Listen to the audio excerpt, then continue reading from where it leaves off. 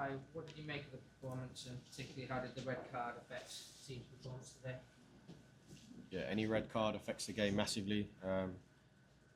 Probably really disappointed with the fact that we were probably just getting into our rhythm in that moment and starting to have a feel for what the solutions were against Fulham and how they set up defensively. So it come at a really bad time for us. So yeah, I think it's affected the game massively.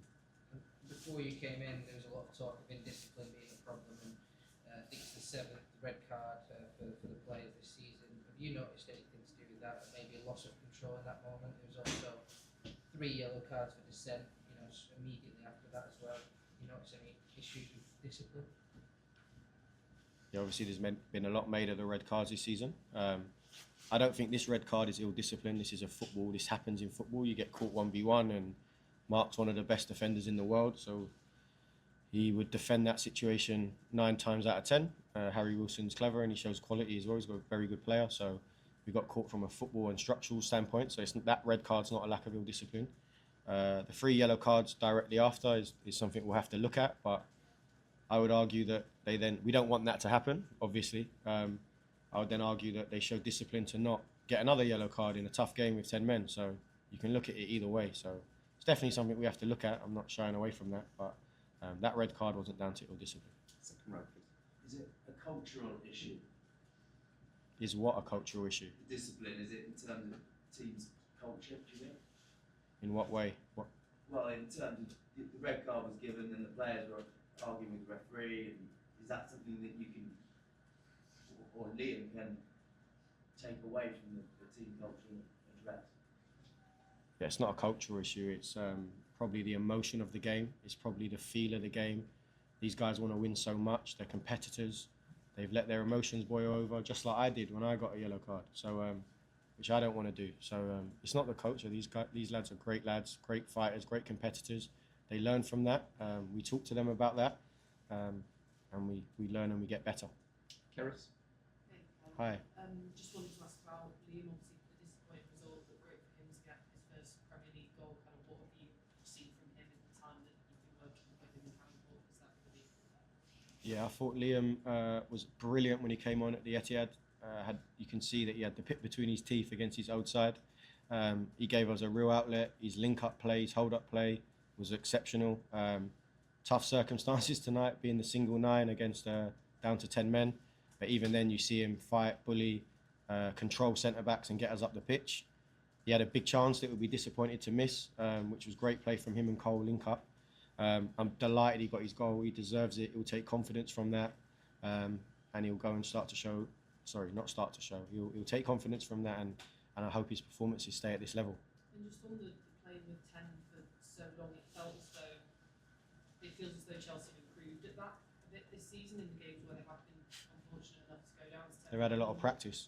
Yeah. What was your message at half time in terms of how you wanted them to approach the rest of that game?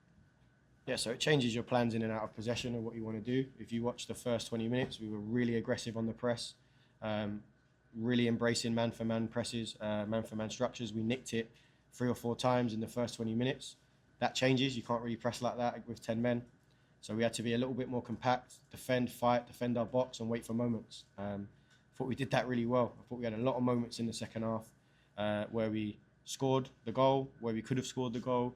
I thought we defended our box really well, other than, to be fair, really high-level bit of quality from Harry Wilson to win the game. So, yeah, that was the message at half-time. We're going to have to fight. We're going to have to dig in. The game plan's different, but let's embrace that.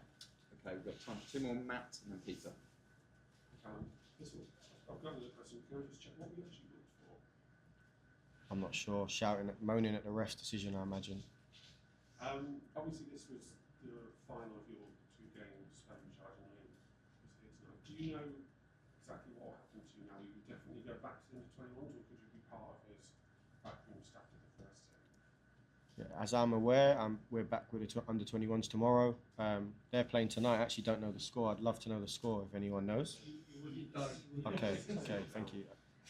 Okay, so I'll be back with the 21s and we'll be preparing for Crystal Palace in the PL2 on Saturday.